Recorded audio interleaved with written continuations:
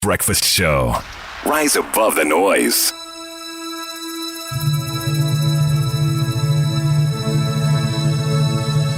Yanara Sassini, airport in my Mojana Nanum Shegu Naditu my Edumene was so say a bay, Piatra so, Nindian Twassum, go to Crania, Pessamin Kuminga, Eddie Bremo, the Mamaya Sassi, who do what to say. 21 minutes past the hour of 9. My guest is Professor Chris Gordon, an environmental scientist. He's been teaching for many years. He and Ghana are age mates, almost. Probably Ghana is just a year older than he is. But we'll be talking to him about a number of things. Environment. We'll be talking about water resources. We'll also be talking about climate change and how all that relates to your life. Now, I can't go through his abridged CV. It's 14 pages and it's abridged. Could you can you imagine? 14 pages abridged. When I was in Legon, he was director of international studies at the University of Ghana. So we'll talk a bit about education as well. Prof, it's great to have you on the show. Good morning. Good morning to you, and as they say in Ghana, good morning to your cherished listeners. You don't do media often, do you? Not at all. Not at all. I'm sure you were surprised we wanted to talk to you. Yes, I don't consider myself a legend. No, you have a 14-page CV, and you've been true to your core. You've been doing a lot on wetlands, the environment, the ecosystem. A lot of us see these things as very far away. Why are you so interested in the environment? Well, you have to look at the root of how human beings survive in this planet. And everything depends on a natural resource in some form or other. We breathe air, we drink water, we eat food, have housing. All of this is extracted or grown from the environment. And basically, if we do not manage and respect that environment appropriately, we are doomed. As a starting point, how well are we managing our environment as a country? I think the simplest answer to that is to revisit the Millennium Development Goals. And you realize, if you follow that, many of those goals we failed to meet the targets, especially the goal on sanitation, the goal on water access. Many of them we failed. So I can tell you that even though on paper we have a very good legal and institutional setup, we have very many brilliant scientists, policymakers, and politicians. But when it comes to delivery on the ground, sometimes we seem to fail. It's like Black Stars, we never get to the final. Is it this is quite common. Is it because we just are dirty? I mean, because and for those who travel, they know Accra is not a very clean place. Let's be very honest. As you said, we have the laws, we have a Ministry of Environment, but each time it rains for more than 3 hours, the gutters expose our conscience. Go to the beaches, you can't even swim. It's full of filth. People are still doing open defecation. Do we have to start by saying that, look, we are dirty? I would disagree with you. I would actually disagree with you very strongly. Even though, as you know, Accra is ranked as in the top 10 dirtiest cities of the planet. This is not Ghana. This is not Ghanaians. There's a famous researcher on Ghana called Rattray back in the 1800s. And in his book on the Ashanti, he said that it is so amazing to see the cleanliness of the typical Ashanti village, how rubbish is packed in one place, how organized and clean it was. Our culture has changed. We do no longer respect the environment. That is a fact. But I don't think we are inherently a dirty people. In fact, I've had many visitors from the West African sub-region who have come to Accra and remarked how clean Accra is. But I don't think that we are dirty. I think we've now have some habits which do not promote cleanliness. Okay, so let me use something very obvious to start the discussion. So look at the odor. I'm told that some decades ago you could catch fish in the odor. It was actually a proper river. How come it's become this cesspit of filth? What happened? Well, you know, there's no simple explanation to anything if you go into it in depth. Okay. If you're going to look at the problem we have at the Koli Lagoon, and that is what people see and what goes out to sea from the Koli Lagoon, you have to trace back the river all the way to the Akwapim range. And you have to look at what happened in terms of loss of tree cover, first conversion into pineapple farms, now into real estate. You have to look at the loss of the wetlands down in the valleys around Domi, around Hacho, which now have again been converted to houses. Okay. You have to look at the influx of so many, I would say, strangers, because a house owner doesn't mess up his own house. It is somebody who comes to the area who messes it up. So we've had a huge population increase. We have had a loss of the absorption capacity through loss of wetlands. We have had an increase in use of plastics, which was not so 30 years ago. And all of these contribute. My sorrow in this is that we look at the end, we look at the filth in the Odo River around Kole, around Alajo, and we are putting pressure on the governance structures of the district there to do something about it. But the real problem started tens of kilometers away. So if you're going to attack a problem like that, you need to take a holistic approach. You need to look at it from the catchment perspective, and you need to address all the contributing factors and drivers systematically one by one. So it's a great disappointment to me that this 1st November we are supposed to have a ban on single-use light plastics, and it failed to materialize.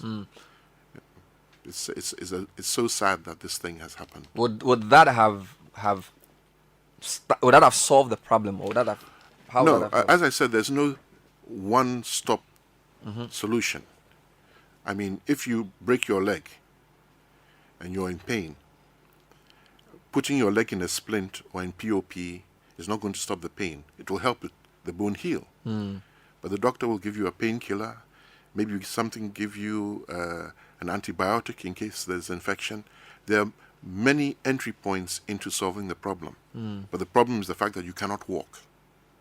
In some cases, they say, well, the leg is condemned. You're going to remove it and put an artificial leg on it if you want to walk. Because that is what you want to do. You want to walk. We have a situation where, because we have lost all the ecosystem services that catchment promotes, we are just going down the road of disaster. As I said, if we want to tackle it, we have to tackle it holistically. People are throwing plastic bags full of rubbish into the river. People are defecating in plastic bags and dumping them in gutters. This is not because they are dirty, but either they don't have sufficient funds to deal with it, or they don't have access to the facilities that they should have. So you have to look at it not only from the end point, but from the starting point. From the starting point and the social drivers. It's all about attitudes, behaviors, concerns, and unfortunately, we seem to have lost direction in Ghana. So let's go back to the way you started this. You said, well, let's start from Akwapim, the hills, where the river starts, and then the conversion of the wetlands into pineapple farms and real estate. It was the hillsides. Hillsides. There was you had the pineapple there. Now it's all real estate. Yeah, you have a lot of. I wanted to break that down. So how does the conversion of greenery to real estate lead to the odor we are seeing? Well, what happens is that when you have a natural habitat, the ground absorbs water. Okay. Whether it be a hillside slope covered, or it is a wetland which acts like a sponge. As soon as you remove that cover, two things happen. You have massive erosion. So all that sediment comes down, which also acts as a dam, effectively. It reduces the capacity of the channel to move water away. If you cover that hillside with roofs, roads, and pavements, the water doesn't infiltrate. It actually runs off faster.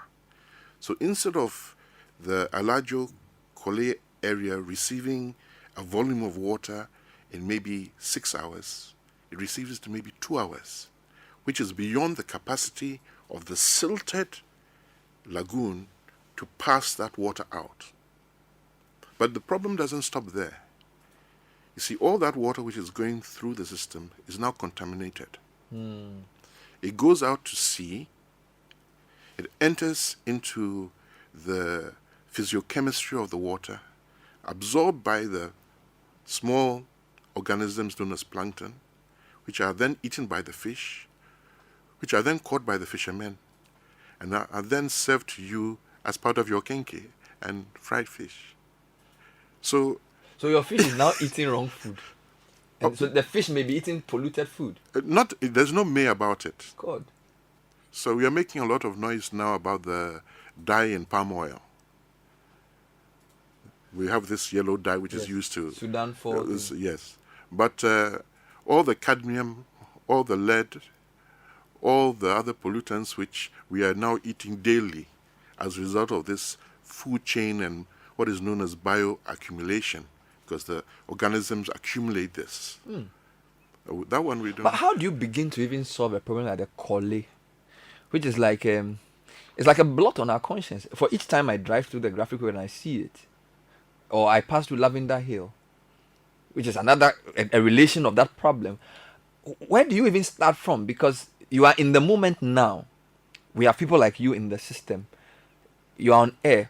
What's the starting point for resolving this very thing? The starting point was 30 years ago. And the only way, and I'll emphasize this, the only way we can solve the environmental and sanitation problems that we have in Ghana today is through education, and that education must start from kindergarten, from nursery. If you go to a place like Singapore and you drop a piece of paper on the ground and you're walking away, a child of 6 will come and pull your trouser leg and say, "Please, sir, you dropped something." Wow. Because they have a consciousness that there are a lot of people in a small area. If they are not clean, they will be totally overshadowed. So we need to inculcate that behavior pattern, that attitude, that everybody looks after the environment, and by doing so, everybody looks about it for themselves. But you can go to an area, find a huge mansion surrounded by a slum or squatters.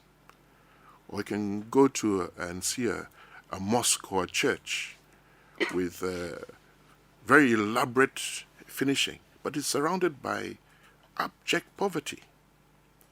We have to maybe reassess our values and question ourselves, is this what we want? We've been talking about climate and some of these issues. My institute was the key facilitator driver in the development of the National Climate Change Policy, which was launched last year. We are now developing and finalizing the implementation plan. We need 2 additional Earths if we are going to follow a development pathway like the Americans, like the Europeans. We cannot do that. We are talking about lack of energy. And when I see this, actually I laugh. Because every Saturday, Sunday, as I drive around, you see shop security lights blazing on. You see street lights which are on 24 hours. You see buildings which have been designed that if you don't have an air conditioner in them, you cannot operate. We are not doing anything on energy conservation. I agree ECG, VRA have got some activities towards promoting, but this should be the opening story that you journalists and you media practitioners should be pushing every day. So are you saying that if we were to follow the fossil fuel driven type of economy America and Europe are pursuing, we will destroy the earth? No, it's not possible. We can't even do it. You can't do it. We don't have enough. You cannot do it. There's not enough energy. One says that the ingenuity of man will always find a different energy source. Mm-hmm. And yes, that is true. We went from firewood, which they're using in the Stone Age, which, by the way, we are still using that as Ghana's main source of firewood. We are still in the Stone Age there. Then they went to oil lamps, and then gas lamps, then incandescent lights, then fluorescent lights, then compact fluorescent lights. Now you're using LED lights. You go to the villages, we are still using technology which is 40 years behind. Wow. So I was recently in China. I bought LED bulbs. One bulb is 5 watts, but it gives the same light as a 60-watt incandescent bulb. So that power for one bulb could power 12 LED lights. That is a school running on what the power they use on one. We have to promote conservation. We have to promote wise use. We have to promote responsible attitude to the environment. This is 97.3 Citi FM. We're talking to Professor Chris Gordon, an environmental scientist, an academic with many years of experience. He's on our Time with Legends this morning. And as you know, we are interested in environment and we're trying to push him on that point. Let's just try and wrap up on that area. It seems to me that with the way you've described the problem, it's so complicated.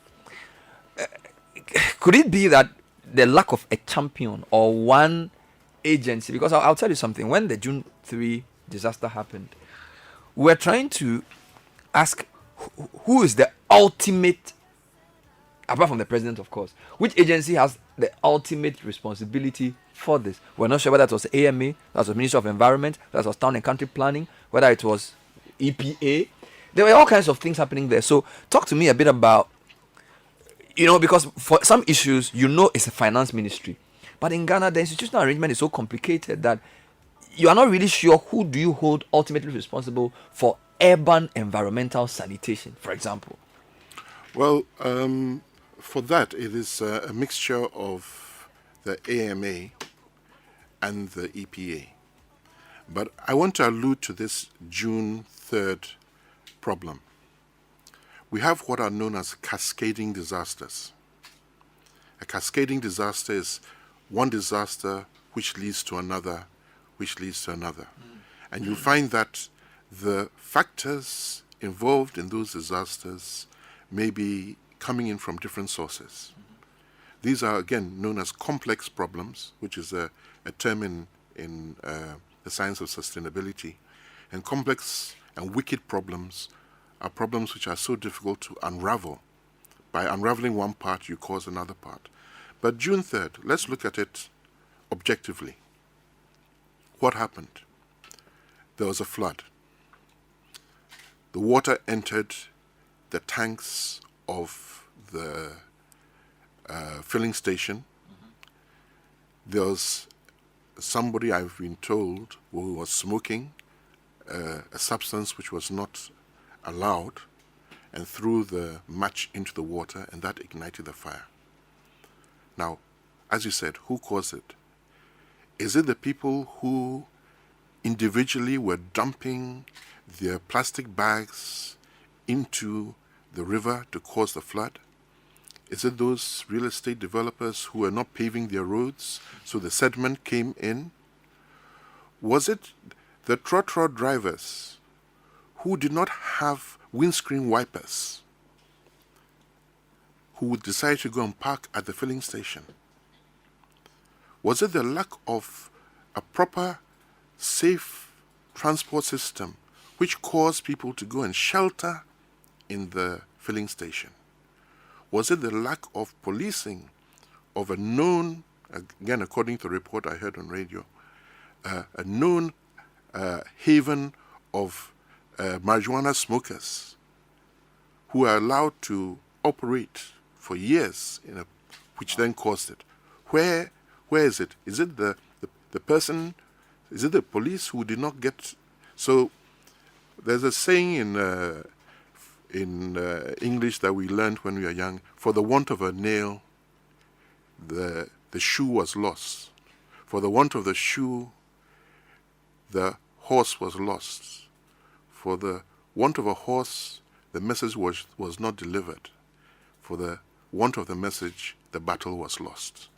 These things start in a very small way, and you find that you can attribute this almost like lines in a diagram, and they all converge, and this is what led to this disaster.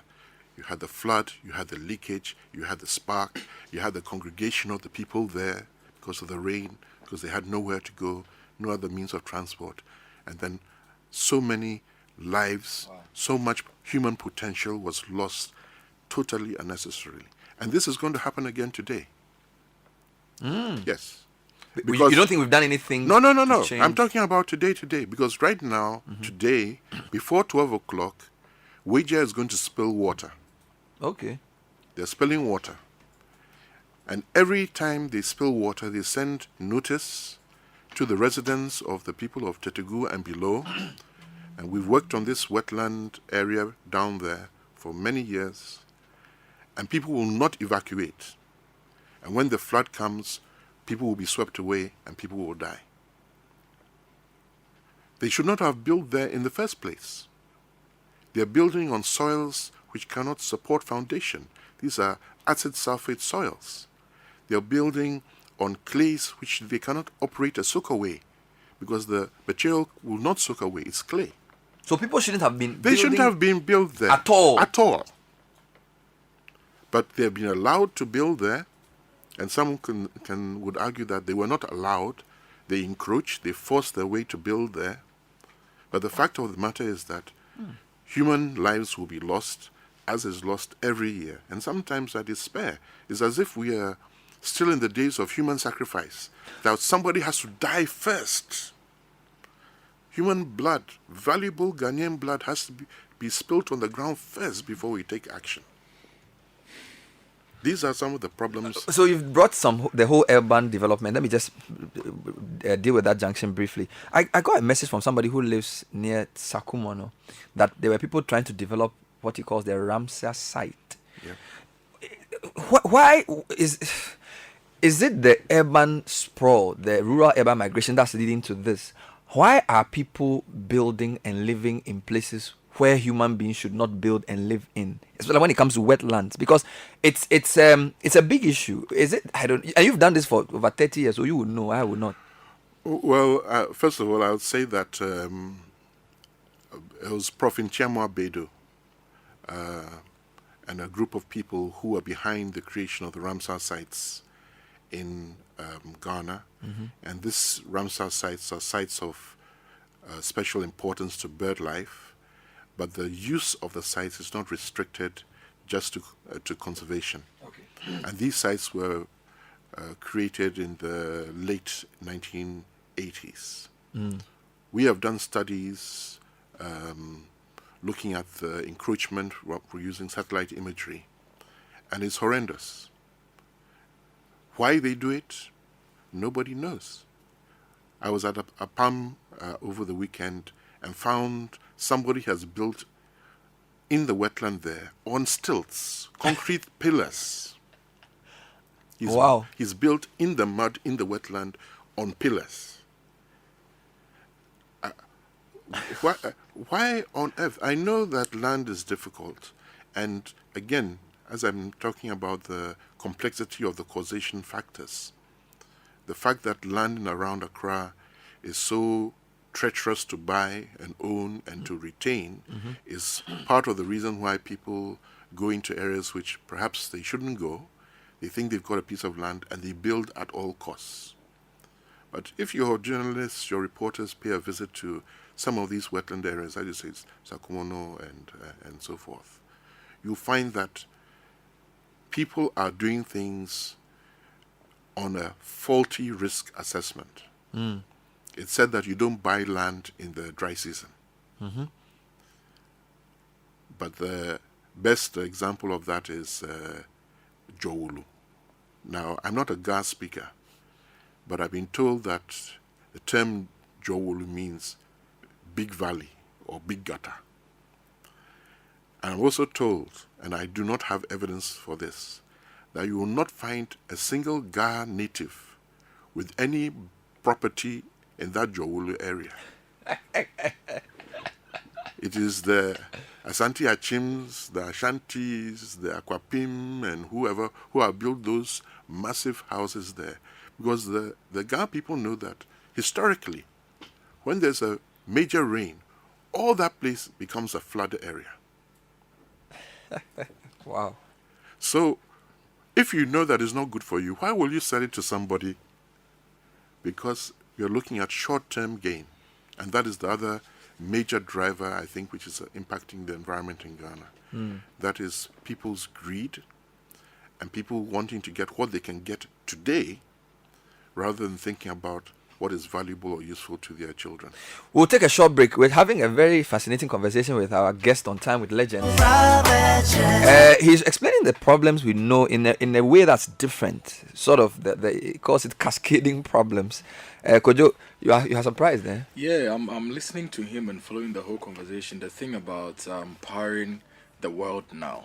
You know, the way we are fueling or powering the world is also contributing to global warming. So okay, so when we come back, maybe we can even talk about even the Akosombo. Why every year we have to cry about water levels? Yes. And it's been going on for many years. Was it wise to dam the buoy? We'll talk a bit about around those things, and then also talk a bit around the rural-urban shift, because the president said in France that one of the reasons for migration was climate change. So we'll try and tie those loose ends. We're talking to Professor Chris Gordon in a very fascinating conversation around Ghana, environment, sanitation, and planning. But how well are you doing this year in business? Well, as the year draws to a close, it's never over yet for your business, because Global Access Savings and Loans, one of the fast-growing financial institutions in Ghana, in partnership with Vodafone, is inviting all businesses in the Accra metropolis to a Power Pack 2-day market storm at Abosokai.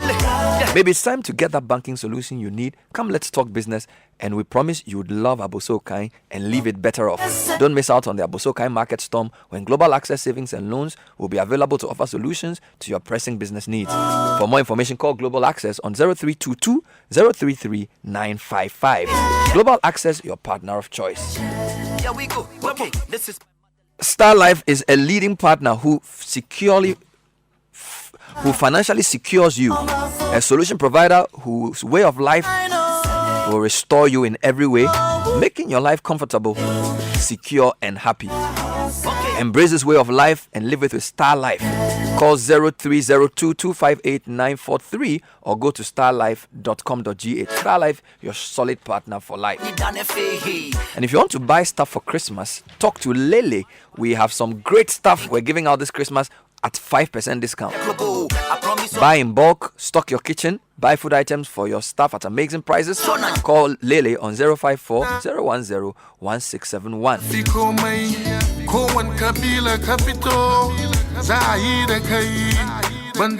City Breakfast Show, the city's biggest conversation. Once upon a time, employee salaries were paid by spending so much time writing so many checks to various banks. Chief Accountant, today is 31st. What letter does your surname start with? Why? Yours. Oh, I'm sorry, I'm still on A. Oh, say.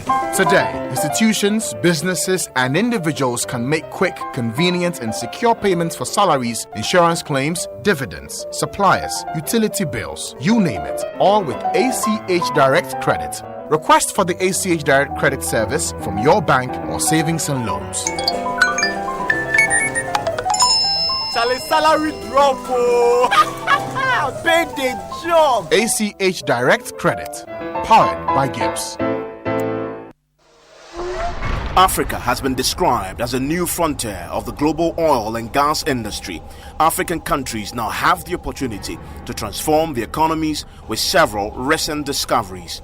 Unfortunately, oil governance remains a cancerous challenge, a situation which makes Africa a better host of the oil curse. The African Oil Governance Summit 2015, dubbed Africa Rising as Oil Curse Beckons, seeks to bring the continent together to chart a new direction for oil governance.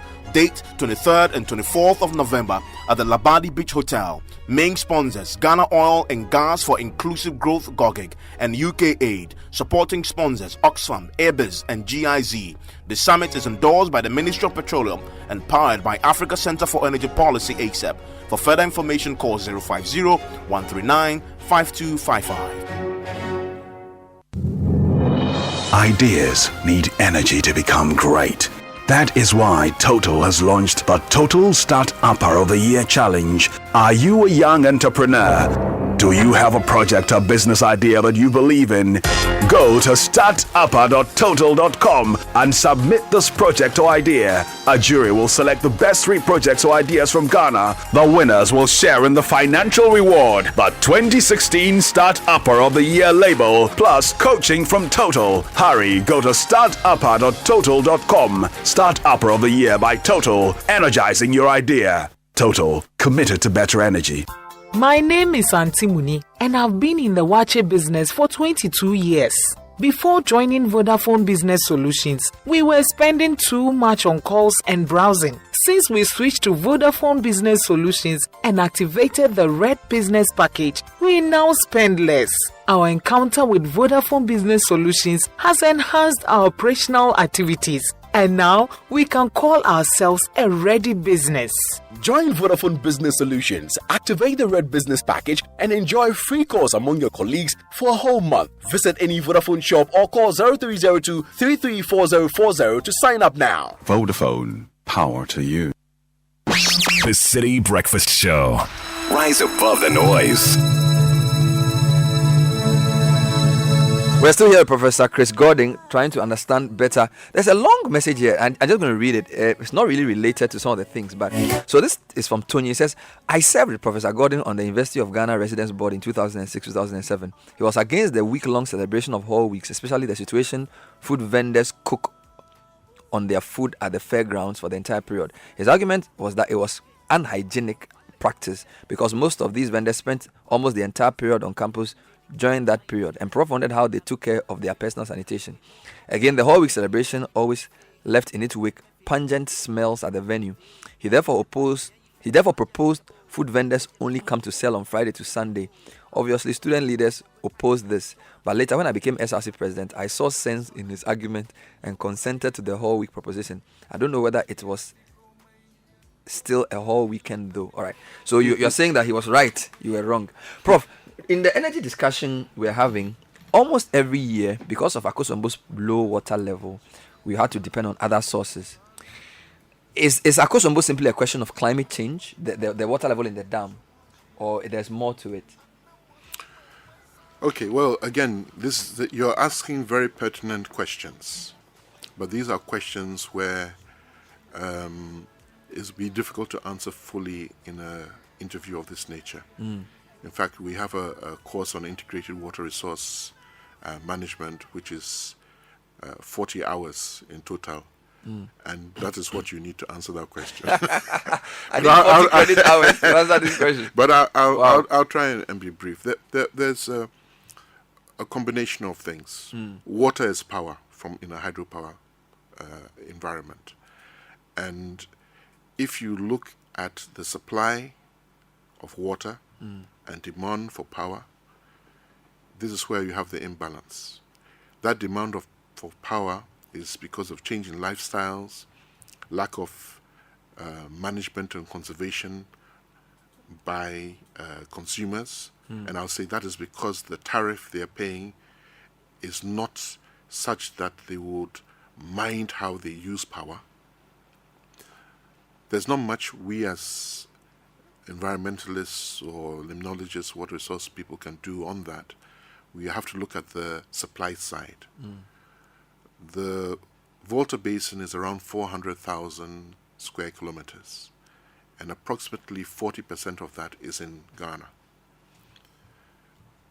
You'll be surprised we actually get more water from the Burkina side of the basin than we get from the side in Ghana. The amount of water is impacted again by the changes in land use and land cover. As I said, when you have a good land cover vegetated, you have greater infiltration, less runoff, less erosion of sediment going into the river. VRA have had a program of planting trees around the hillsides, because it is the volume of water behind the dam which is important. The Volta Lake is 450 kilometers long and has a design volume of around 165 cubic kilometers. That is a lot of water. But the fact is, we don't get enough water now, and that is tied to the climatic conditions that existed prior to the dam, and the fact that we went through a series of dry spells, the famous 1981, 1982 droughts. We have a lot of bushfire, which is also impacting how water enters the dam. So there has the Bui worsened the situation? We would not worsen, because Bui does not hold and keep the water. The water comes through Bui, just as you have the water from Akosombo then feeds the Pong Dam. So the water is used twice. So the arm of the Bui, the water produces power at Bui, then enters the Volta Lake, produces power at Akosombo, and then continues to produce power at Pong.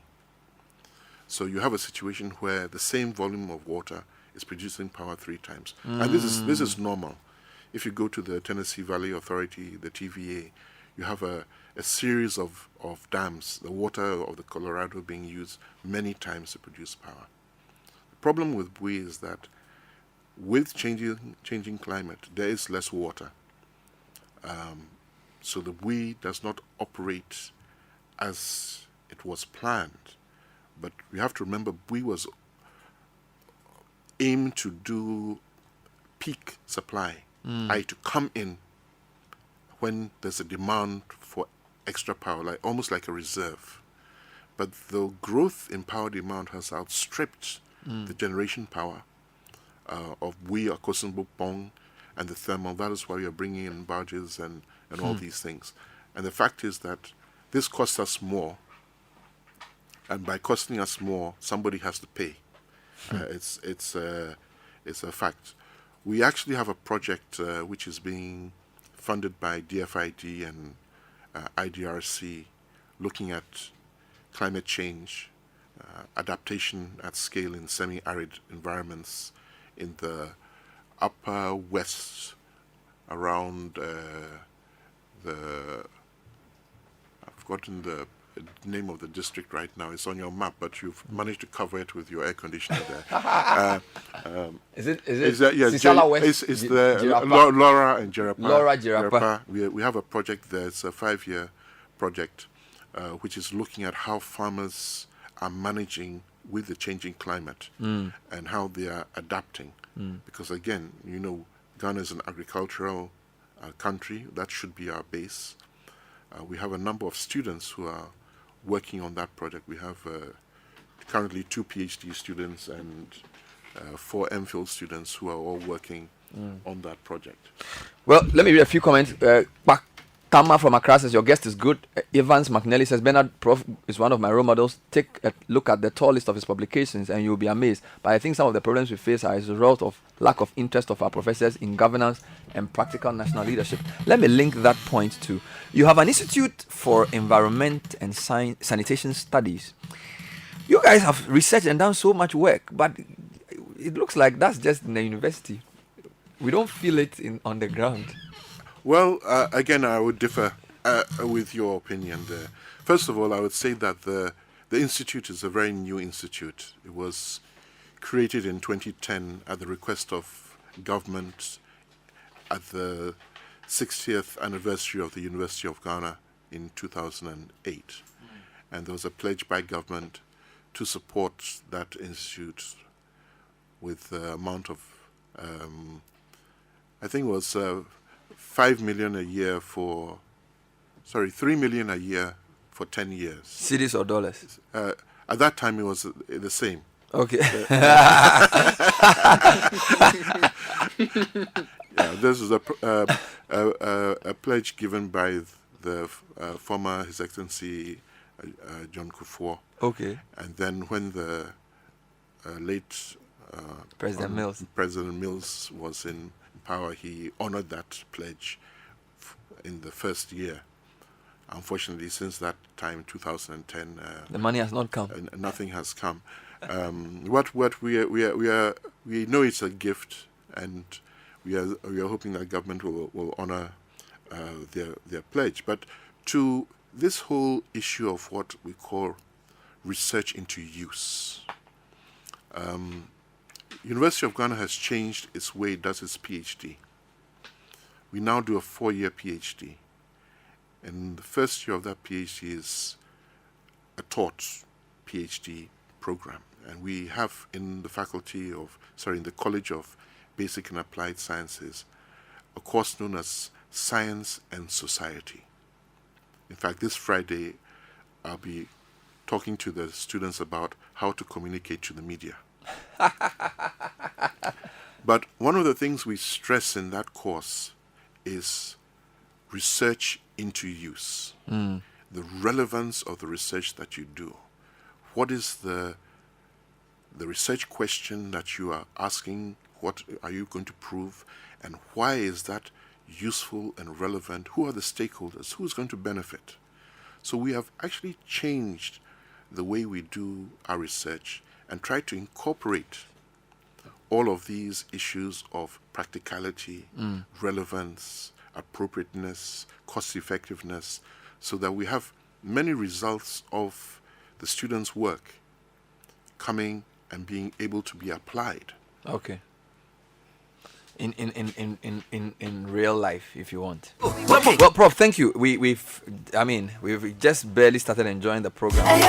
Time was not our friend. Professor Chris Gordon, Director of the Institute for Environment and Sanitation Studies, College of Basic and Applied Sciences, former Director of the International Studies at Legon. Very, very passionate, hardworking environmentalist. Thanks for talking to us.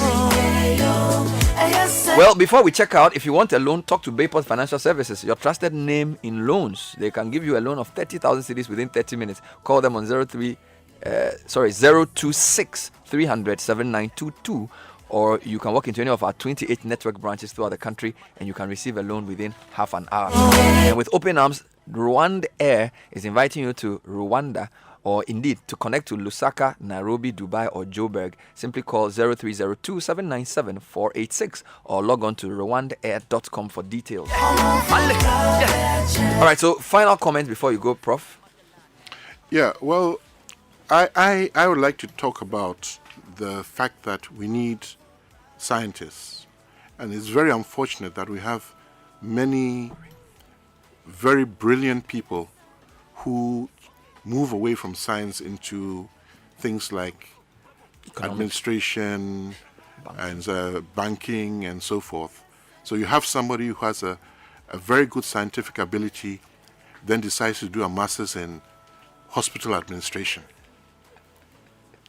because they feel that there's not a career path in science per se. If we are going to have a knowledge-driven economy, if you're going to use science as the basis for development, we need scientists. So I would encourage the journalists to come back to science. Kojo Akoto. He should come back and leave media, or do science and media. Do science and media. Okay, then admit him at your College of Basic and Applied. He'll have to compete with all the rest of the people. Thanks you very much. Thanks for talking to us. Christopher will bring us the news, and then Osei Kwame will take us into Branch in the City. Chris, I know I've taken your time. Please forgive me. Here we go. Okay, this is my motherland. And that's all we have time for. My name is Bernard Koku Avle. Keep listening to City. Chris, what's in the news? Well, just to summarize, the Parliamentary Select Committee on Communications has served notice it would invite officials of the National Communications Authority, NCA, and Suba Info Solutions over an impasse between the two. The National Communications Authority has given Suba Info Solutions by close of day today to pack up its equipment and vacate the NCA's premises. In a letter signed by the NCA Director General, William Tebby,